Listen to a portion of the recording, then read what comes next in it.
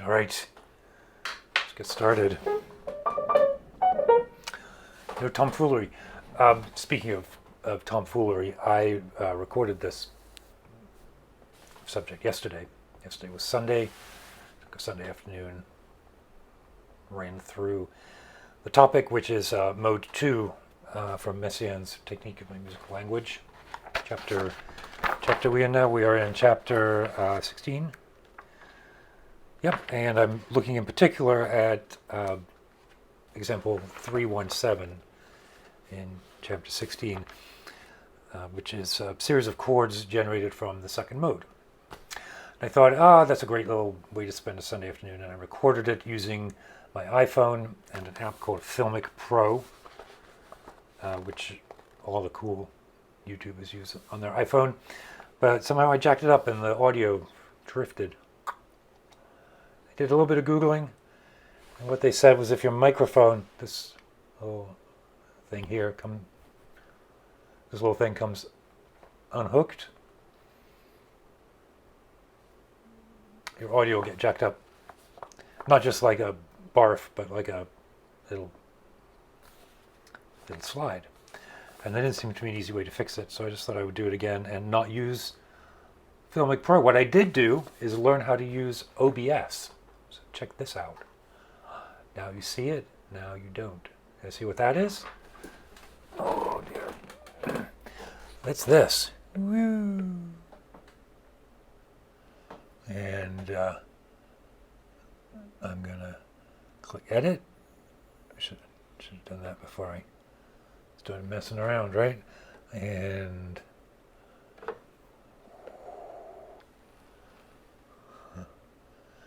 that to me is just about like magic. So this here is example 317. That's what we're going to be talking about. And mode 2 is here. Mode 2.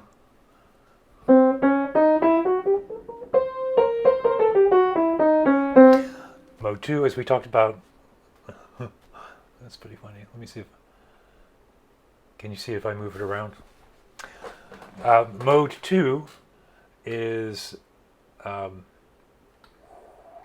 we go. Put it on the mark of the beast. Mode 2 is the octatonic scale, which is the alternation of whole step and a half step. And I talked a lot last time about the kinds of patterns that Messiaen is interested in the 7 modes that he writes about. There are, of course, more different modes, transpositions, and scales, or rather scales, modes, and transpositions. If I stop playing around here, pull this back up. I'm just having far too much fun with this. You probably don't need to see this bit, right? But I do, because I'm going to make mistakes. The example that he gives here in 316 starts with mode 2 starting on the 2nd degree. So if we look at the modes, C, D flat, E flat, E, F sharp, G, A, B flat, C. Starting on C sharp, which is the 2nd mode here.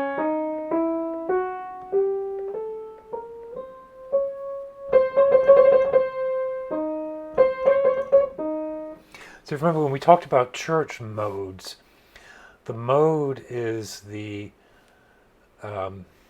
mode varies depending on the degree of the scale that you start on, right? So you have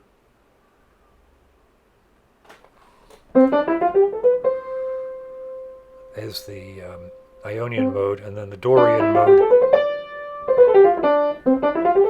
Messiaen uses the terms a little bit differently, and I think we just have to get used to that. Speaking of getting used to, though, let me see if I can clean that up. There you go. So what I particularly like is this example here, which is a series of chords that Messiaen has arrived at by placing, by starting each note of the chord on a different degree of the scale. So the top note starts on F sharp, then to G to A, B flat, C.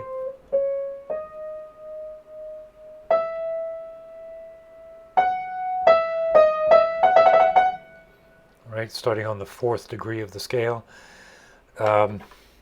Starting on the second degree of the scale here. I'm like a kid in candy with this. My kid in candy store with this thing here. Oops, can't even see it. There we go. Right, starting on the E to F sharp to G to A to B flat. Right, and then starting on C to D sharp. C to D flat, E flat, E. And then finally.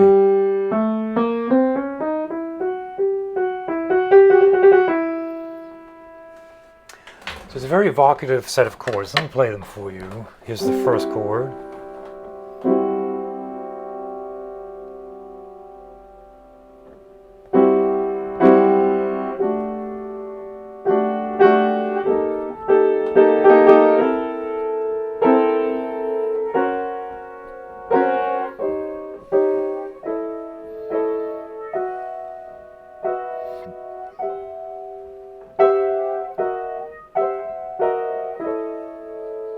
It's kind of like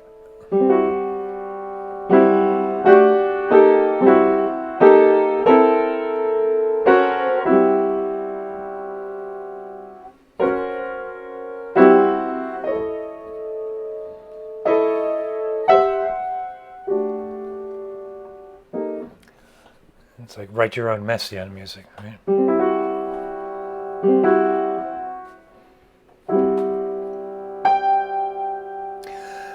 So what if I were to start the scale on the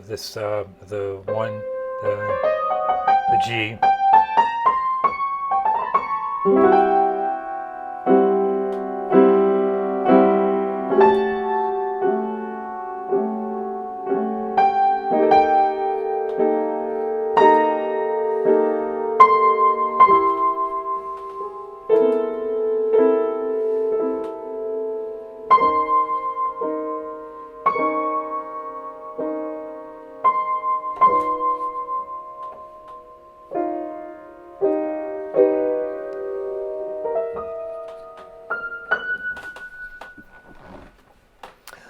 very characteristic of the quartet and the music of that of that period. One of the things that I found particularly interesting, though, and what really compelled me to figure out how to draw on the screen here, it wasn't clear to me why he started with these with these the G, the C, the E, and the F. It's not like they're each a whole tone apart. But what you arrive at with this particular sequence is a nice internal coherence where the top note of the chord becomes the second note of the preceding chord. And yeah, that's common sense because of the way that the chord is structured up here. But let me just walk you through that, right? So here, top note is an F sharp, and then becomes, let me do the right note here. F sharp, and then the second note here is an F sharp. The top note here is the G, and then becomes the G, the second note, while the A is the top note. B flat to B flat. With the C on the top, now the C becomes the second note beneath the D flat underneath the E flat underneath the E natural, and then E natural underneath F sharp. So if you follow the E, F sharp, G, A, B flat, C, D flat.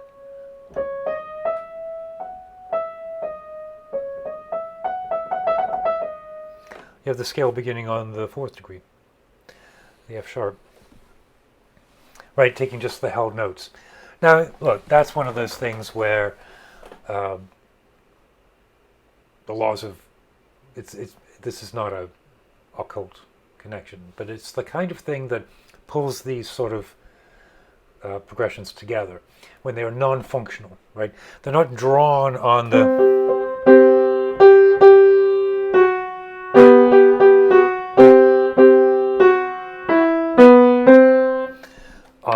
sort of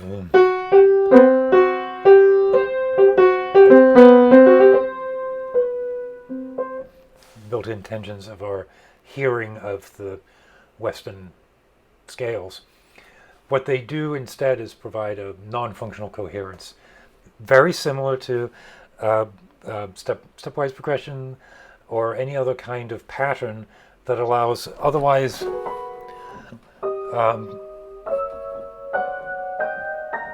colored chords, chords that are just timbrally interesting to hold together, because now there's a thread that we can pick up, which is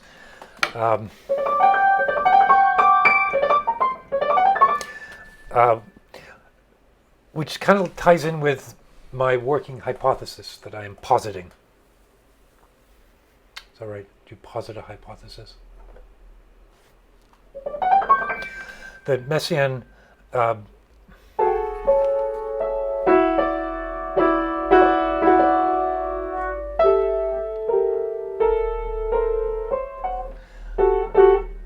Messiaen felt intervals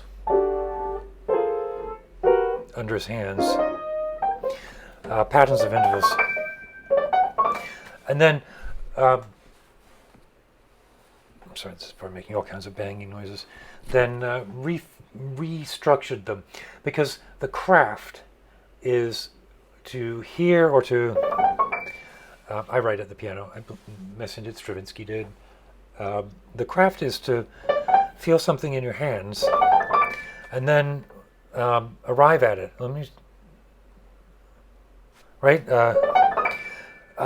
So that's C sharp, F sharp, and then D, and here was D, G, and D.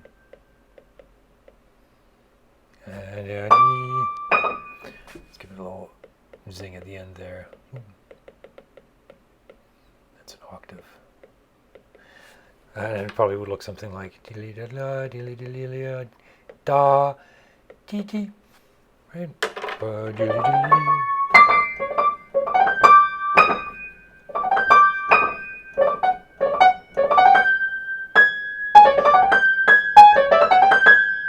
Now you can see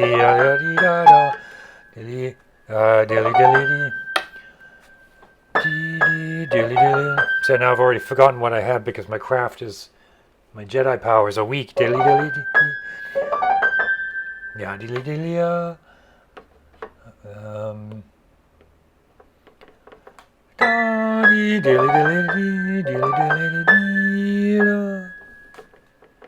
right, and then you end up with something that looks like that, and my character.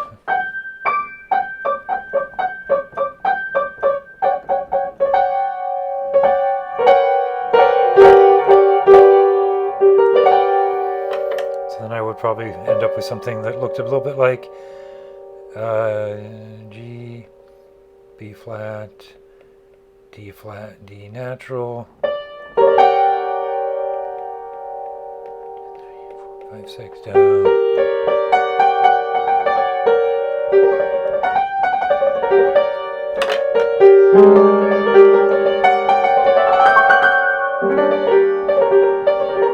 Right. So a little bit self-indulgent there, but you get the idea, right? The modes are constructs that allow for the capture of capturing of an idea. Here, let me get rid of that. My fun is over with that. The capturing of an idea, and then the reconstruction of that idea. That's what the modes are. They're the skeleton of restructuring the idea in the act of composition, so that you can go back to the place where it came from, right? Where Messiaen came got his ideas where they exist, sort of in this ooze, the spiritual ooze that surrounds us all. And the creative act is to dive into that and grab hold of something and then come back with it.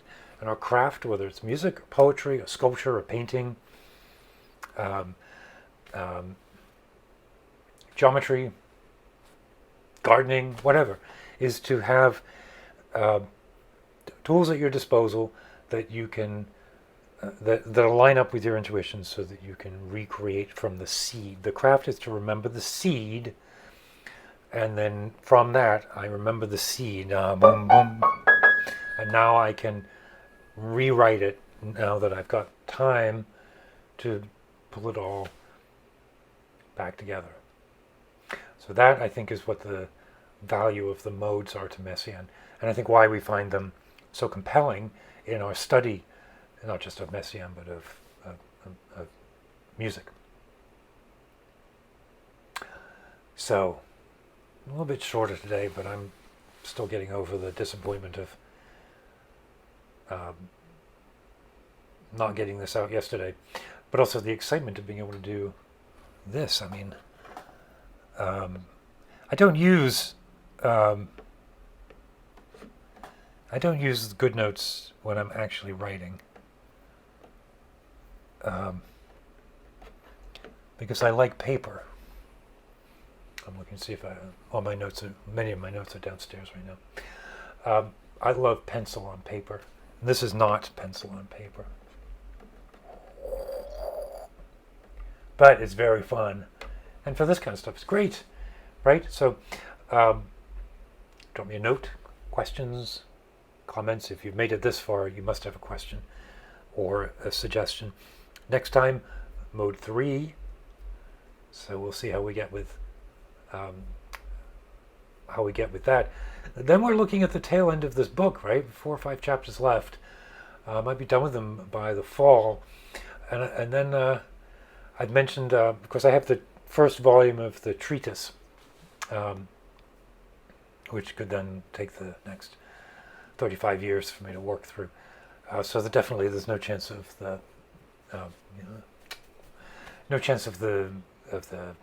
material drying up.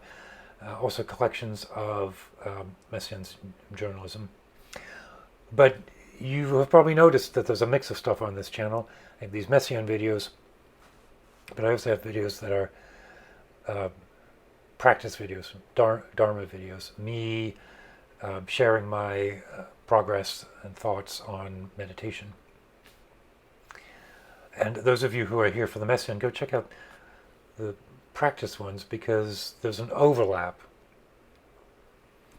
I don't approach Messiaen because I'm a musical theorist. I approach Messiaen because I want to use theory to understand and experience, which is why I meditate.